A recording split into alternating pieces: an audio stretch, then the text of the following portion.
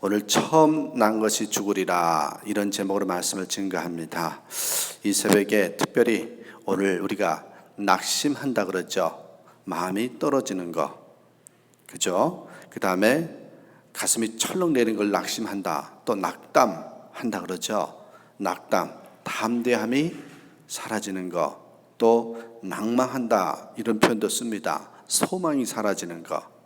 그럴 때 우리가 종종 있는데, 그러면 그걸 어떻게 이겨낼 것인가, 오늘 말씀에 나옵니다.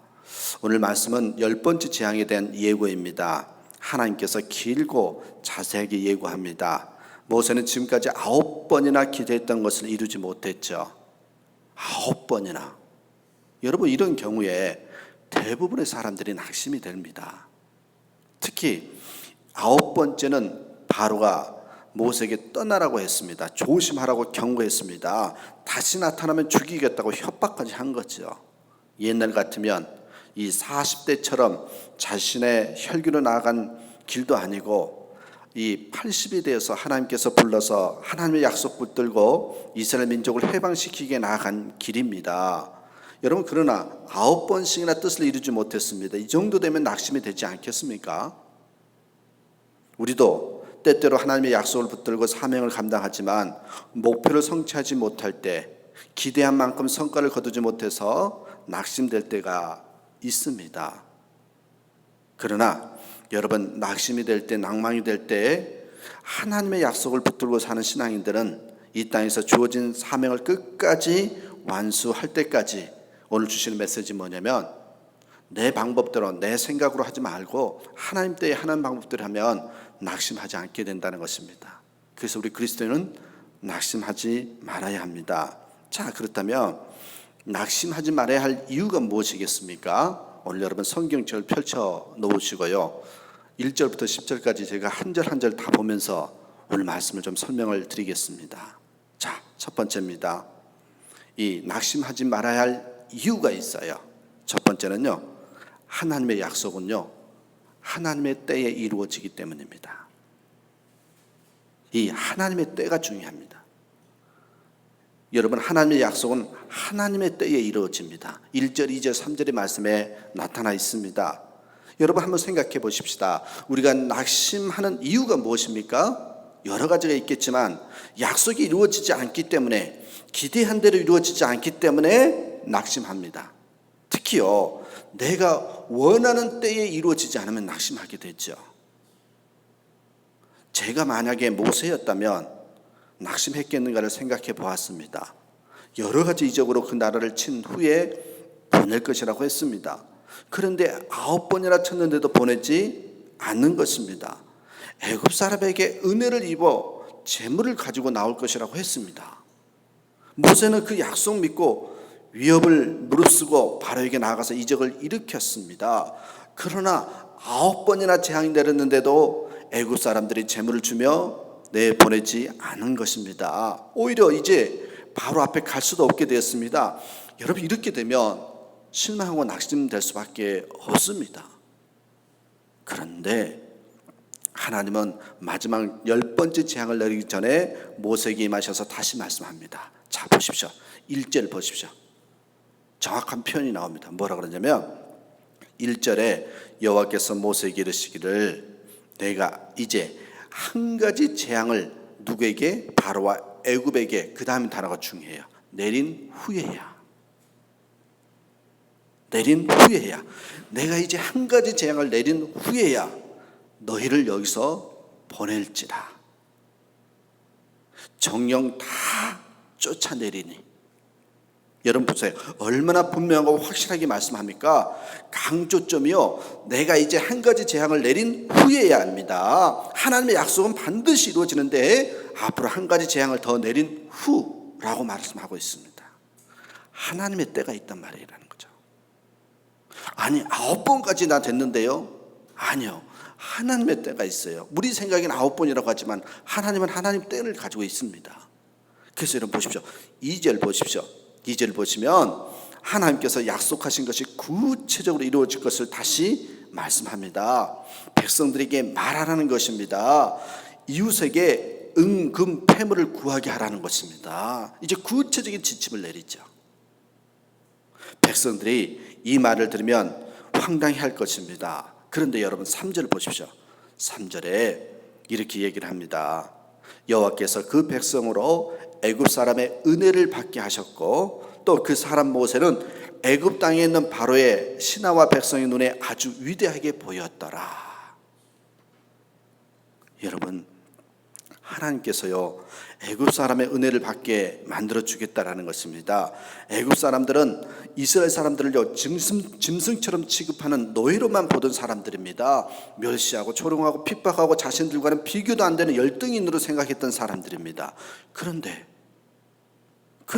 애굽 백성들이 노예로 생각했던 이스라엘 사람들을 존경하고 그의 필요를 따라 극진히 대접해 주게 하신다는 겁니다. 여러분, 바로의 신하와 백성들이 모세를 어떻게 본다고 말을 합니까? 아주요 위대하게 본답니다. 존중하게 된다, 존경한다는 거죠. 바로를 무서워하는 것보다 모세를 더 무서워할 것이라는 겁니다. 바로의 권위보다 더 권위 있게 보이게 한다는 것입니다. 여러분, 분명히 1절, 2절, 3절에 말씀하잖아요. 하나님의 약속 붙들고 일하면서 기대한 만큼 이루어지지 않는다고, 그래서 여러분 낙심하지 말아야 합니다. 하나님의 약속은 반드시 이루어집니다. 하나님 말씀합니다. 이제 한 가지 재앙을 내린 후에야 정령이 이루어질 것이라고 말씀합니다. 여러분, 약속대로 하나님은요 결국 보상해 주기 때문에 우리는 낙심하지 말아야 됩니다. 기억하십시다. 여러분, 낙심이 될 때, 낭망이 될 때, 그렇구나, 하나님의 때가 있구나, 하나님의 약속은 하나님의 때에 이루어지는 것이구나, 내 생각대로 이루어지는 것이 아니구나, 이걸 다시 한번 생각하셔야 됩니다. 오늘 바울의 말씀을 한번 다시 한번 읽어드리겠습니다. 빌립보서 1장 6절에 너희 속에 착한 일을 시작하신 이가 그리스도 예수의 날까지 이루실 줄을 우리가 확신하노라. 사랑하는 여러분, 기억하십시다. 그래서 이 약속, 이 말씀 기억하시면서 낙심하지 않길 바랍니다. 하나님의 약속은 하나님 때에 이루어집니다. 두 번째입니다. 하나님의 약속, 우리가 낙심하지 말아야 될 이유가 또 있어요. 여러분, 하나님의 약속은 두 번째요, 내 능력이 부족해도요 하나님이 이루십니다. 하나님의 약속은요 내 능력이 부족해도요 하나님이 이루십니다. 여러분, 4절부터 8절까지 나와요. 여러분, 우리 자신의 무능력에 대해서 우리 너무나 힘들어하잖아요. 나는 왜 이렇게 무능력할까? 여러분, 사람이 이 낙심하게 된 이유가 또 있어요. 뭐 때문이냐면 자신의 무능력 때문에 목표를 이루지 못했을 때, 그럴 땐 낙담하게 됩니다. 나는 할 수 없구나, 나는 별 수 없구나 라고 포기하죠. 말씀드렸죠. 낙담이란 담력을 잃어버린 상태예요. 낭망이라는 것은 소망이 떨어진 상태입니다. 자신감을 잃어버리고 꿈을 잃어버리고 포기해버립니다. 나는 별 수 없다고 생각해버립니다. 왜요? 나의 무능력 때문에. 나는 이것밖에 안 돼. 여러분, 9번에 걸쳐 시도했는데도 불구하고 안 된다고 낙심할 수 있습니다. 바로는 9번이나 시도했는데도 불구하고 이스라엘 백성을 보내기는 주기는커녕 자신 앞에 나타나면 이제 죽여버리겠다고 협박 경고까지 합니다. 자신의 무능력 앞에 얼마나 낙심이 되겠습니까? 그러나 모세는요 한 번 더라는 하나님의 말씀을 듣고요 어떻게 합니까? 이제까지 안 됐는데 또요 라고 말하지 않습니다. 바로에게 죽임을 당할까 봐 낙심하고 도망가지 않습니다. 4절 보십시오. 4절에 모세가 바로에게 이르되 여호와께서 이와 같이 말씀하시기를 밤중에 내가 애굽 가운데로 들어가리니. 바로에게 담대히 나아갑니다. 바로를 두려워하지 않았습니다. 그리고 무엇이라고 말씀합니까? 하나님의 말씀을 선포합니다. 여호와께서 이같이 말씀하시기를 밤중에 내가 애굽 가운데로 들어가리니. 여기서 중요한 것이요, 내가 애굽 가운데로 들어가리라는 말씀입니다. 이제 하나님이 직접 재앙을 내리겠다는 겁니다. 하나님이 직접 개입한다는 겁니다. 바로 네가 나 죽인다고 해결될 문제가 아니라는 것입니다. 모세를 통한 간접 재앙이 아니라 직접 하나님이 행하시겠다는 겁니다. 그런데요, 보세요. 하나님이 행하시는 그 재앙이 어떤 재앙이라고 합니까? 5절에요. 5절 애굽 땅에는 있는 모든 처음 난 것은 왕위에 앉아 있는 바로의 장자로부터 맷돌 뒤에 있는 몸종의 장자와 모든 가축의 처음 난 것까지 죽으리니. 보세요. 충격적인 말을 합니다. 왕의 장자가 죽는다는 겁니다. 감히 누가 바로의 후계자를 죽일 수 있겠습니까? 그러나 하나님이 바로가 모세를 죽이기 전에 왕의 후계자가 죽는다는 것입니다. 그뿐 아니라 모든 백성의 장자, 몸종의 장자까지 죽는다는 겁니다. 바로 너는 나 만나면 죽인다고 했지만 하나님이 당신을 만나 당신의 장자를, 당신 백성의 장자를 죽이겠다는 것입니다. 가축이 처음 난 것도 죽는다는 겁니다. 여러분, 그래요. 우리는요, 때로는 그렇습니다. 자신의 능력으로 한번 해보려고 하다가 낙심이 될 때가 있는데요, 괜찮습니다. 우리는 도구거든요. 우리의 무능력이 있어도 괜찮습니다. 우리 무능력이 있음에도 불구하고 하나님은요, 하나님의 약속을 반드시 이루십니다. 여러분, 베드로를 보십시오. 어부입니다. 소위 말하는 무식한 사람입니다. 예수님을 배신한 사람입니다. 그러나 주님이 쓰시니까 기독교 역사상 위대한 인물로 남게 되었습니다. 라합이라는 여인이 있었죠. 창녀였습니다. 그러나 하나님이 쓰시니 그가 메시아의 계보에 들어갔습니다. 여러분, 야곱, 우리 참 좋아하는 인물이라고 하지만 사실 오늘날 말하면 여러 차례 사기를 치는 사기꾼 아닙니까? 그러나 하나님이 그들을 붙들었으니까 12지파의 조상이 되었습니다. 다윗을 보십시오. 한갓 목동에 불과했습니다. 그러나 하나님이 사용하시니까 이스라엘 사람들의 존경받는 성군이 되었습니다. 여러분, 폐품도요, 예술가의 손에 들어가면 위대한 작품이 되는 겁니다. 이 피카소의 유명한 작품인 황소의 머리 보셨습니까? 이 황소의 머리는요, 자전거의 자석과 손잡이로 만든 겁니다. 근데 누가 만들어서요? 피카소가 만들었기 때문에 작품이 된 겁니다. 여러분, 그렇습니다. 우리의 능력 때문이 아니에요. 우리는 자전거의 폐품과 같을 수도 있어요. 그러나 하나님의 손에 붙들리면 하나님께서 하시는 거예요. 약속도 똑같습니다. 그래서 낙심할 필요가 없습니다. 하나님의 약속은요, 내가 무능력해도요, 내가 부족해도요, 하나님이 하셔요. 내가 하는 게 아니라 하나님이 하신다는 겁니다. 그래서 낙심할 필요가 없다라는 겁니다. 하나만 더 보겠습니다. 이제 9절 10절에 나와 있는데요, 자, 세 번째요, 하나님의 약속은요, 하나님의 방법대로 이루어집니다. 하나님의 약속은요, 하나님의 방법대로 이루어집니다. 우리가 하나님의 약속 붙들고 일하다가 때때로 왜 낙심이 될까요? 내가 원하는 방법대로 이루어지지 않기 때문에요. 내가 이것을 위해서 얼마나 노력했는데 그런 생각이 드는 거예요. 무슨 말이에요? 내가 원하는 방법대로 지금 안 되고 있다라는 거예요. 여러분, 요나는 니느웨의 회개를 원치 않았잖아요. 원수들이 다 죽기를 원했습니다. 이게 요나가 원하는 방법이었어요. 그런데 니느웨 사람들이 갑자기 회개를 하는 거예요. 박넝굴 밑에서 낙심이 돼서 하나님께 생명을 거둬달라고 합니다. 요나 보세요. 자기의 원하는 대로 안 되니까 낙심이 되잖아요. 모세는 9번이나 재앙의 현장에서 하나님의 약속을 붙들고 사명을 감당했습니다. 바로가 계속적으로 약속을 지키지 않았어도 모세는 9번까지 계속 하나님께서 시키시는 대로 약속 붙들고 일했습니다. 그런데 여전히 바로의 마음은 강팍합니다. 여러분, 자녀를 변화시키기 위해서 교육을 했습니다. 가진 방법을 다 사용해 보았습니다. 그런데 여전히 자녀들이 변하지 않습니다. 그러면 어떻게 됩니까? 우리는 실망하고 낙심합니다. 해도 안 되는구나, 될 수 없구나, 포기할 수밖에 없구나. 모세도 기대했을 겁니다. 2번, 3번 하면 바로의 마음이 변해서 민족을 내어줄 것을 기대했을 것입니다. 그런데 9번이나 재앙이 내렸는데도 여전히 바로의 마음은 강팍하고 이제는 모세를 죽이려고 합니다. 이런 상황에서 다시 하나님은 모세에게 말씀합니다. 9절을 보십시오. 9절을 보십시오. 여호와께서 모세에게 이르시기를 바로가 너희의 말을 듣지 아니하리라. 그러므로 누가요? 내가 애굽 땅에서 나의 기적을 더하리라 하셨고, 하나님이요 직접 밤에 바로의 장자를 죽인다는 경고를 하는데도 모세의 말을 듣지 않겠다는 것입니다. 이 정도면 들을 줄 알았는데 듣지 않겠다는 겁니다. 이스라엘 민족을 해방시키는 하나님의 방법이 무엇이라는 말씀입니까? 그러므로 애굽 땅에 나의 기사를 더하리라. 이겁니다. 애굽 땅에 이 약속한 기적을 내리겠다는 겁니다. 장자를 죽이는 재앙을 내리겠다는 것입니다. 그러면 왜 여러분 이제 끝에 10절을 보시면 바로가 왜 이렇게 재앙을 당하면서도 이스라엘 백성을 내보내주지 않았을까요? 10절을 봅니다.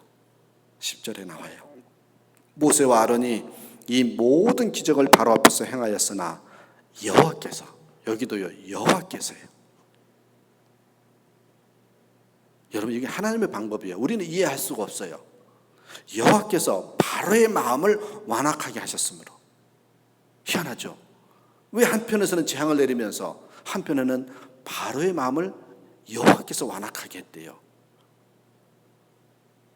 그가 이스라엘 자손을 그 나라에서 보내지 아니하였더라. 여러분, 하나님께서 이 모든 기사, 즉 지금까지 내려졌던 9재앙뿐 아니라 최종적인 재앙, 10번째 재앙을 내렸는데도 바로의 마음이 강팍한 것은요, 하나님께서 바로에게 은혜를 내리지 않고 그대로 유기해 버렸기 때문이라는 거예요. 그냥 내버렸다는 거예요. 강팍한 대로 그냥 놔둬버렸다는 거예요. 누가요? 여호와께서요.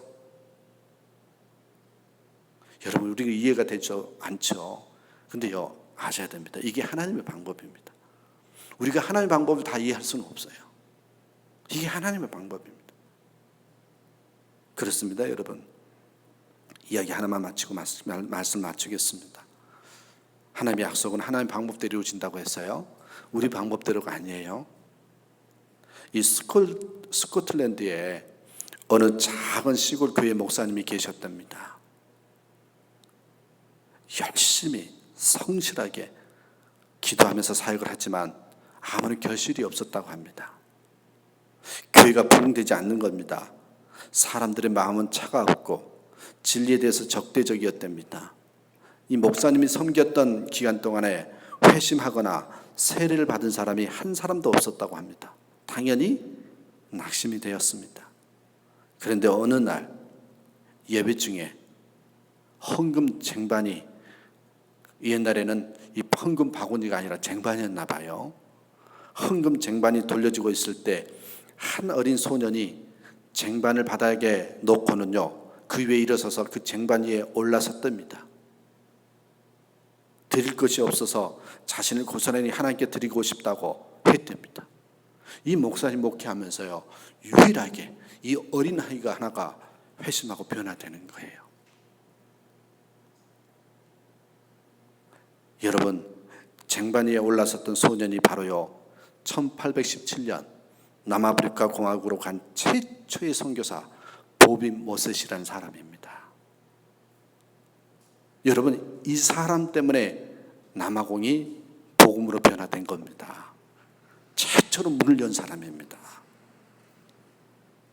여러분, 이 스코틀랜드 작은 교회 목사님, 나는 별로 한 것 없는 것 같았는데 마지막에 소년 하나가 변화되어서 어떻게 돼요? 남아공을 뒤집어 놓습니다. 이게 하나님의 방법입니다. 이게 하나님의 방법이에요. 평생 한 명밖에 전도하지 못한 것 같은데 그 한 사람이 역사를 일으키는 것. 그는 하나님께 크게 쓰임을 받아서 수많은 사람들을 감동시켰습니다. 여러분, 하나님은 하나님의 방법이 있습니다.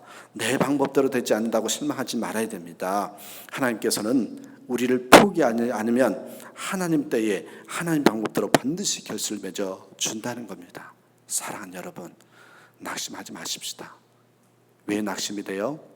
아니, 이렇게까지 했는데 아직까지 내가 원하는 때에 이루어지지 않는다고 낙심하거든요. 내가 이렇게 부족하다고, 무능력하다고 느낄 때 낙심하거든요. 내 방법대로 안 된다고 우리는 낙심하거든요. 근데요, 하나님의 약속은요, 내가 원하는 때에 이루어지는 게 아닙니다. 내가 능력이 있든 부족하든 그게 상관이 없습니다. 여러분, 내 방법대로 안 해도 상관이 없습니다. 하나님의 때에 하나님께서요, 하나님 방법대로 이루신 겁니다. 하나님의 약속은 그렇게 이루어진다는 걸 잊지 마시고 낙심하지 않는 저와 여러분 되시길 간절히 축원합니다. 하나님 감사합니다. 이 새벽